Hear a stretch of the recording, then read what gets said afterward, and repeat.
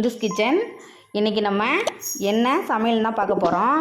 எப்போவுமே தினமும் என்ன குழம்பு வைக்கணும்னு தான் யோசிச்சுக்கிட்டு இருப்போம். தினமும் ஒவ்வொரு காய் போட்டு சாம்பார் வச்சுருக்கேன். ஏன் இப்போ சாம்பார் வைக்கிறேன்னா, இப்போ கார்த்திகை மாதம் எல்லாருமே மாலை போட்டிருக்காங்க. எங்கள் வீட்லேயும் மாலை போட்டிருக்காங்க. அதனால தான் இன்றைக்கி எல்லா காயும் போட்டு ஒரே குழம்பா வச்சுக்கலான்னு இன்றைக்கி கதம்ப காரக்குழம்பு நான் வச்சுருக்கேன். எண்ணெய் ஊற்றி வடகம் போட்டு பொரிஞ்சிருச்சு. வெங்காயம் தக்காளி போட்டு நல்லா வணக்கணும். என்னென்ன காய் வச்சுருக்கேன்னு பார்த்தீங்கன்னா, கத்திரிக்காய், வெண்டைக்காய், பீட்ரூட், கேரட், பீன்ஸு, உருளைக்கிழங்கு, கோஸு எல்லாமே போட்டு தான் நான் கதம்ப காரக்குழம்பு வச்சுருக்கேன். வெங்காயம் தக்காளி நல்லா வணக்கியாச்சு. புளி ஊற வச்சு கரைச்சி வச்சுருக்கேன். காயை போட்டு அதுக்கப்புறம் வணக்கணும்.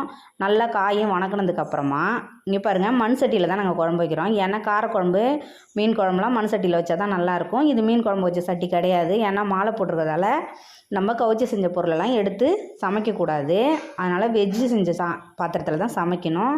வெங்காயம் தக்காளி காயெல்லாம் நல்லா வணங்கிடுச்சு. 2 ஸ்பூன் மிளகாத்தூள் போட்டாச்சு.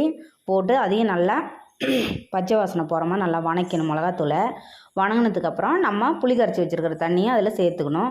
சேர்த்து தேவையான அளவு உப்பு போட்டு குழம்ப நல்லா மூடிடணும். நல்லா சுண்டணும் குழம்பு. எப்படின்னா, காரக்குழம்பு நல்லா கெட்டியாக இருந்தால் தான் சூப்பராக மணமாகவும் இருக்கும். நல்லா கெட்டியாகிற மாதிரி கொதிக்க வச்சு அதுக்கப்புறம் தான் நம்ம இறக்கணும்.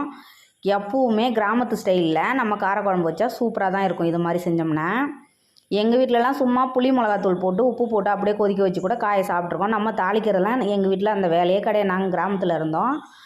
இப்போ நம்ம எல்லாம் தாளித்து கிழிச்சு எல்லாம் போட்டு தான் நம்ம செஞ்சு சாப்பிட்டுக்கிட்டு இருக்கோம். இங்கே பாருங்கள், டேஸ்டியான சூப்பரான கதம்ப காரக்குழம்பு ரெடி ஆகிடுச்சி. வாங்க சாப்பிட்லாம்.